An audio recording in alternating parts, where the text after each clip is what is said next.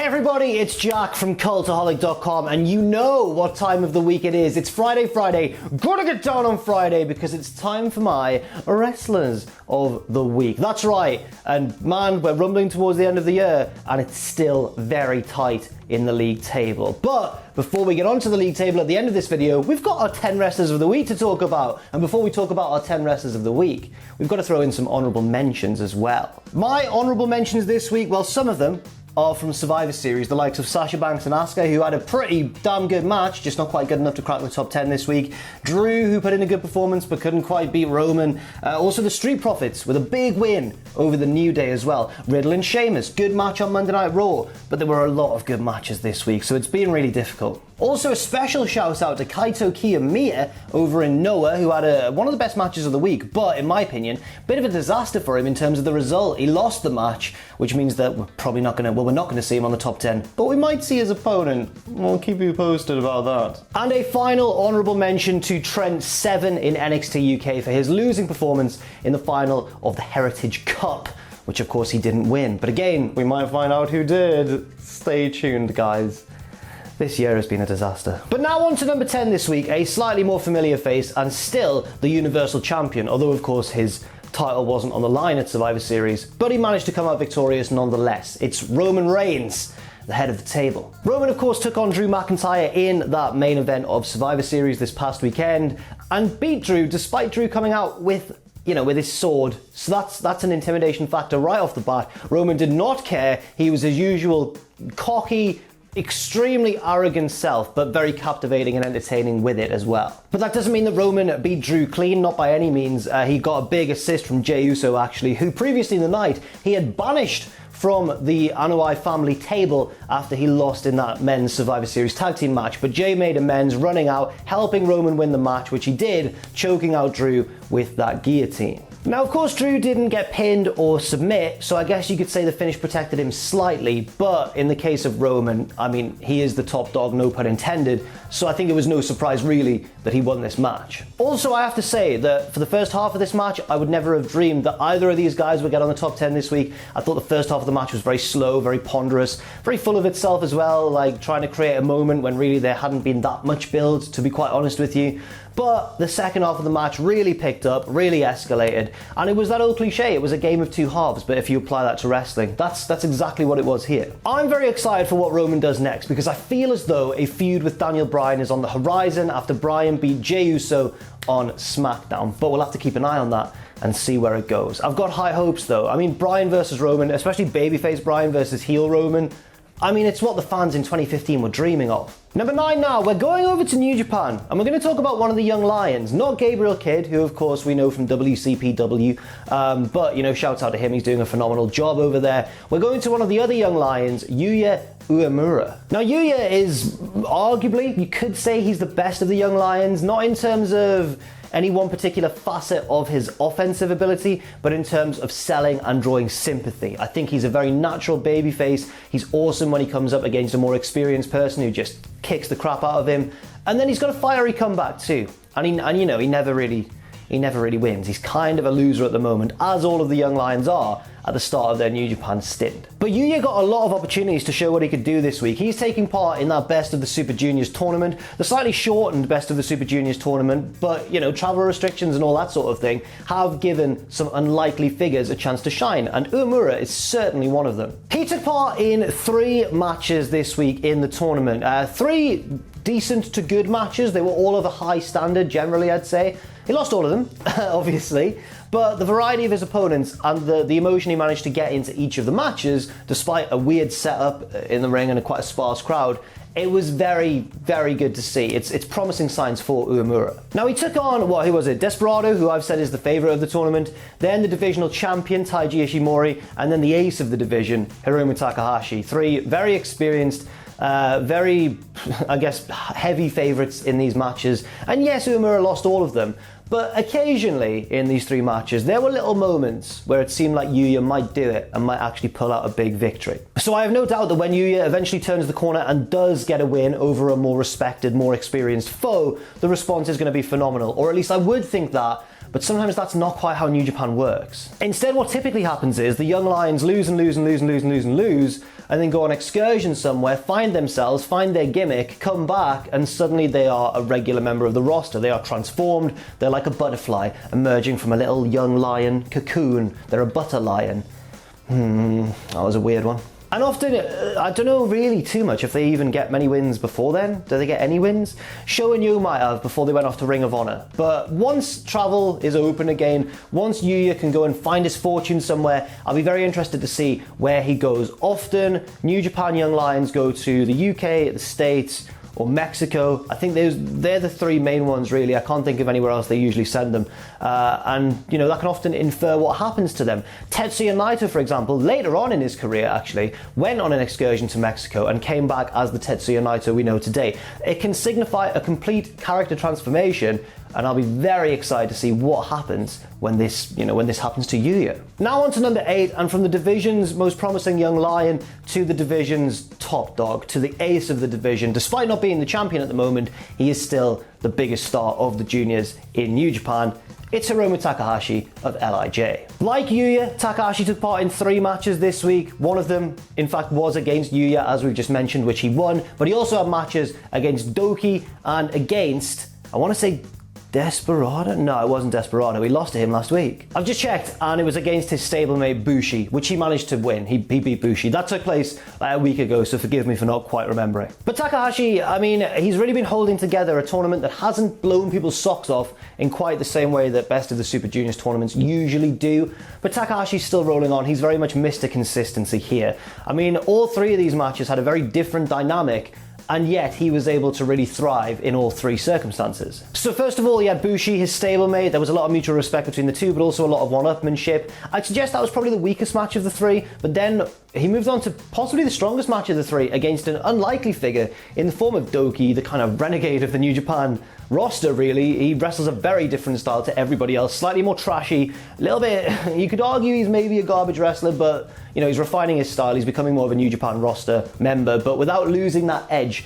And Takahashi's wild and crazy when he wants to be as well, maybe more so than anybody on the New Japan roster not named Ibushi.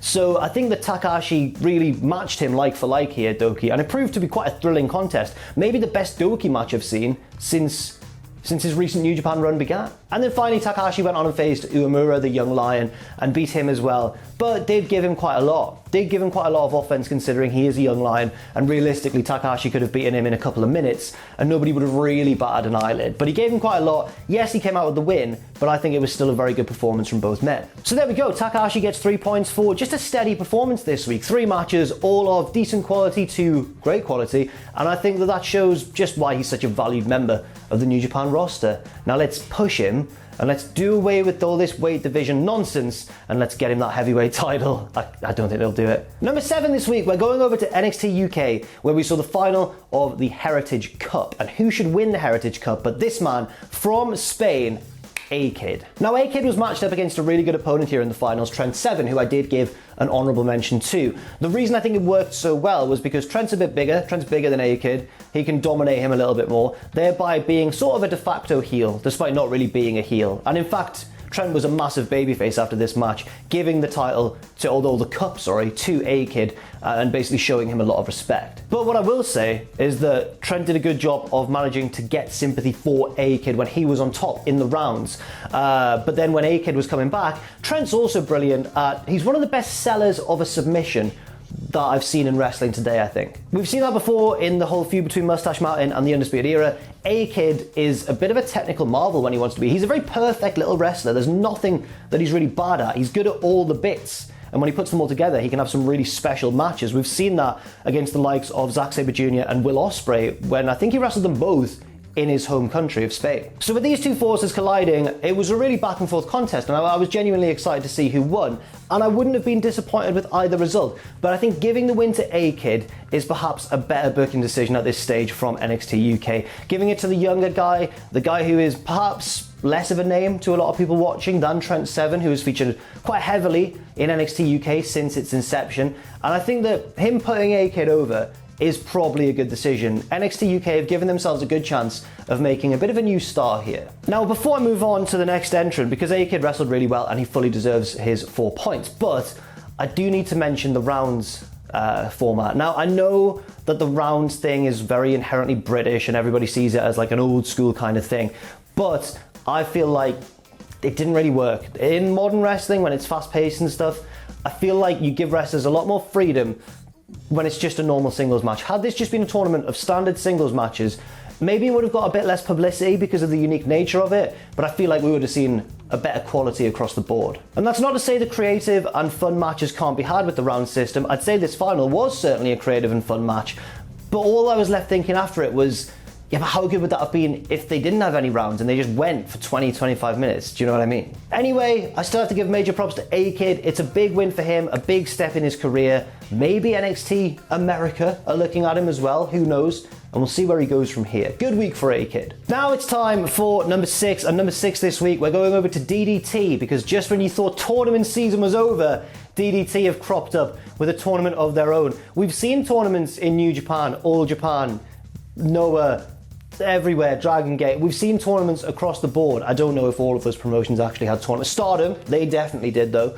But I mean, a lot of tournaments have been going on in Japan and are still going on. All Japan have got their tag tournament going on. New Japan are running a juniors tournament and a tag tournament concurrently. So there's a lot of tournaments, but that doesn't mean that we're sick of them, especially not when they provide good matches, such as DDT's tournament this week. And one of the winners of one of those good matches was Tetsuya Endo, who I think makes a strong claim to being the ace of DDT at the moment. And Endo was matched up in this tournament against Jun Akiyama, the legendary Jun Akiyama, and I think this may have been his first loss since coming to DDT as well.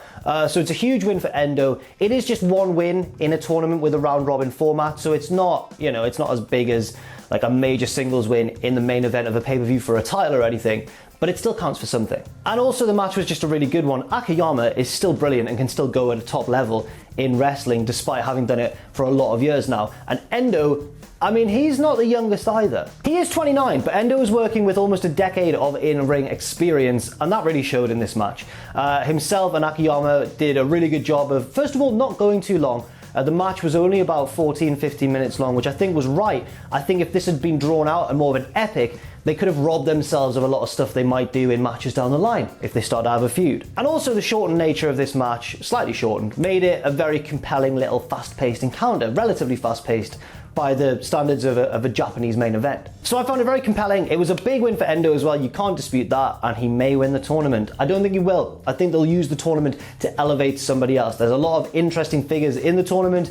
Endo recently came off a big win against Daisuke Sasaki, his friend turned foe turned friend again, and I think if Sasaki wins the tournament, we could be looking at a hell of a rematch down the line. Sasaki's the emo one. He was on this series a few weeks ago. So emo. Like, I've never seen him, but I loved him straight away. Next up, number 5, we're going to NXT regular, Full Fight NXT over in the United States, and we're going to talk about Pete Dunne. It's great to see Pete Dunne back on our screens, first of all.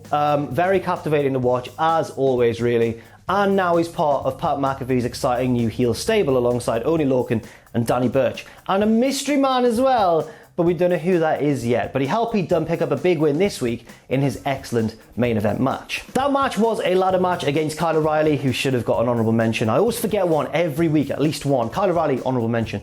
That was a great match, and it was for the advantage in the upcoming War Games match. Sorry, War Games! How does he do it? Well, he only does it once a year. Now, I'm not usually a big fan of the stipulation in these matches whenever they come around, once a year or twice a year for the women's match as well, because the heels always win. And in this case, Pete Dunne won, but it wasn't that shocking a victory because the heels always win. And the reason the heels win is obviously because in the War Games match, you need the heels to have the numerical advantage so that the underdogs are the baby faces and they're fighting from behind and they need to overcome this advantage. And then when the fourth man gets in, you know, he can run wild and do all of the babyface things. So it makes a lot of sense for the flow of the match, but I feel like it doesn't do these qualifying matches any sort of favour. But I could be proven wrong, because it's the women's match next week, isn't it? And if the faces win that one, I'll be very interested to see how they structure the women's War Games match. Will they, I really can't work out how they do it, but we might see it in action. But for now, it was kind of a predictable win for Pete Dunne, but that should not take away from what an excellent match this was against Kyle O'Reilly. I am now just really wanting to see these two have a singles match on a takeover. Just let them go 25 minutes. Bit of a barn burner, like what I said about Trent Seven and A-Kid, really, but like this would be fantastic. They work so well together, Pete Dunne and Kyle O'Reilly. It's a shame we haven't seen more of that, at least in singles action. But it was Peter who picked up the victory, so I guess, you know, we have to take that. It's absolutely fine. I don't mind Pete Dunne picking up a good big win, especially when we haven't seen him around for quite a long time. And also, he's got War Games experience now, and really impressed in that first War Games match he had, and I would back him to really impress in this one too. So that's it, Pete Dunne on NXT. 6 points to him, I believe. Now let's move on to the top 4. Number 4, I just mentioned him. It's Daisuke Sasaki, the emo one. Bloody so emo. So this tournament in DDT is rolling on, and Sasaki had a very good match in this tournament as well. One of the two standout first round matches alongside Endo's match with Jun Akiyama. Sasaki took on Konosuke Takeshita. Apologies for that pronunciation, I feel like I butcher it every time I say his name. And really, this may have some kind of recency bias for me because I'm only just familiar with him, but I'm so captivated by Sasaki's personality, the emotion he brings to his matches, and just everything about him really. I think he's probably my favourite DDT wrestler. Which is brilliant because it means that he grabs the attention of a newcomer straight away. And also, as I mentioned before when I was talking about his friend turned foe turned friend, Endo, this could lead to a very captivating rematch down the line. If Sasaki can win this tournament, and he got off to a good start by beating Takeshita, I think that he sets himself up for an excellent rematch against Endo and possibly a big title victory. Then again, Daisuke gives me that vibe, kind of reminds me a little bit of KZ in Dragon Gate, the one who had that brilliant match against Pac but couldn't beat him for the title last year. He seems like a nearly man. He seems like someone who the fans really want to get it done, but he can't get it done. I hope I'm proved wrong, and I hope that Daisuke does win this tournament and does take that title and rules DDT for decades and decades to come. But I might be getting ahead of myself. This match against Takeshita, again, like the Pete Dunne match, I don't think it was too unpredictable a victory for Sasaki. I think that was the expected result, but I also think it was the correct one. Unfortunately for Konosuke, he's been kind of fading a little bit in terms of relevance, especially since Endo's title reign began and he's sort of ascended and solidified his position at the top of DDT. I do feel sorry for Takeshita. It looked like he was being destined for greatness. He still could in the future, of course, if he wins this tournament perhaps. But we'll have to see where that goes. But for now, after that brief overview of the main event landscape of DDT, I think Daisuke is my favourite to win this tournament, both in terms of my head, I think he will, and my heart. I really desperately want him to. I've also realised, because I get a lot of undue credit that I don't really deserve for spotting Darby Allin early when he was in Evolve on this very series, Wrestlers of the Week. I don't think I was the one who found Darby Allin or anything. That's wildly over-exaggerated. But I did, I think, spread his name to a small audience who'd never heard of him before. And then when he then became a star in AEW, I think that made me look a bit cool. But what I've realised is I just pick the ones who wear gothic makeup. And that's all you need for me to like you as a wrestler, apparently. So maybe I'm not a brilliant judge of ability. Maybe I just like emos. Next up, number 3, we're going to Pro Wrestling Noah, and we're talking, they had the best show of the week this week, by the way. They had some very, very good matches, including a match of the year candidate. This is not that match, but it was a good one, and we're going to talk about the winner of that match, Kenoh. Kenoh faced Kiyomiya, who should have won the match. Let's just get that out of the way straight away, but he only got an honourable mention this week. He and Kenoh have an incredible chemistry together, but it's Kenoh who scoops the points, because Kenoh won, and, you know, Kiyomiya should have won. But maybe this is going somewhere down the line. I'm never gonna, you know, doubt a Japanese promotion if they're gonna tell a long-term story, because we've seen it work well in New Japan, we've seen it work well in Noah itself, we've seen it work really well in the likes of Dragon Gate, for example, we've seen it work well in All Japan, although this year I feel like All Japan have fallen down slightly. But I think that we should let this play out maybe before judging them too harshly for this decision. Then again, Kiyomiya's loss was a sad one. I've seen people online compare this match to a big brother versus little brother dynamic, Kenoh being the older brother, pushing his little brother around and ultimately getting the better of him. to retain, I believe, the kind of secondary title of Noah. Once again, the chemistry between these two was off the charts, and if they'd wanted to steal the show, they potentially could have, if they wanted to bust out bigger and better things. But maybe they were holding off a little bit because the main event of the night was something quite special. And maybe even if Kenoh and Kiyomiya had busted out all their biggest moves, it might not have overshadowed the main event. That's how good the main event was. We're looking at a potential match of the year candidate that we're going to talk about in just a sec. But for now, Kenoh, great performance, retained his title, beat his rival. Maybe a booking decision that you don't agree with, but you can't argue with the quality of Kenoh's performance. 8 points for him this week. Now we get to number 2, and the loser of this week's best match, and as I mentioned, probably a match of the year contender. It's Katsuhiko Nakajima. This match was great for a lot of reasons. For the stuff that happened in the match, it was physical, it was hard-hitting, it was brutal at times. It was really scary at one moment in particular, but at the same time, I think it was also great for its story heading in. Nakajima has come a long way from, even the time that I first saw him, which was quite a way into his career, but that was in 2016, I think, the G1 climax then, when both Marufuji and Nakajima came over from Noah. Marufuji, the kind of ace of Noah, stole the show in that tournament, in that G1 climax, beating Okada, but Nakajima impressed as well. He was kicking the face off various different regulars in the New Japan roster in that G1. Nakajima has changed a lot since then. He's still dangerous, still lethal in the ring, still brilliant. He's got better as a wrestler even, you might say. But he's changed physically and mentally too. He's an evil man now. He's grown longer, straggly hair over the past few years. He looks awesome, it's a really effective look, and he wants to burn everything to the ground. Yeah, I read an excellent little summary of this on voicesofwrestling.com.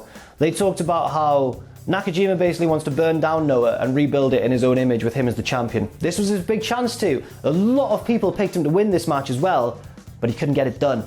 This was his shot and he blew it. Not only that, but Nakajima suffered some heavy punishment along the way. Both opponents did, but Nakajima in particular, because I'm talking about that terrifying spot you might have seen a gif of on Twitter, where he got thrown off the apron and landed heavily on the mats on the floor. That was scary enough, but his head came so close to the apron as he completed his rotation.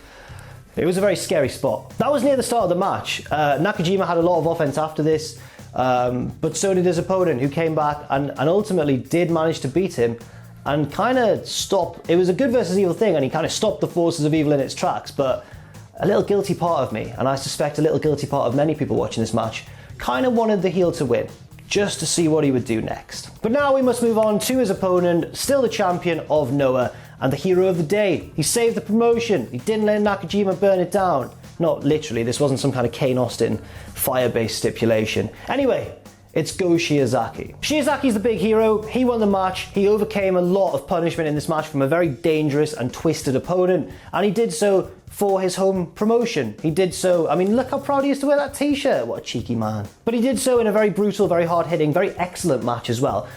But because I've talked about the background of the match enough, and I suspect that you might want to go and watch it for yourselves if you've heard how good it is, let's talk about how good it actually was. Was it a match of the year candidate? Now obviously this was a brilliant match. It was the best match of the week by far, but I don't know if it was match of the year quality stuff.